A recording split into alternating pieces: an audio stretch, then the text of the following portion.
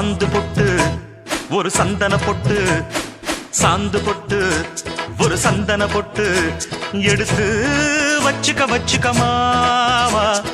பூ முடிச்சு ஒரு சேலைய கட்டு, இனி நீ வெட்டிய கட்டிக்கலாமா.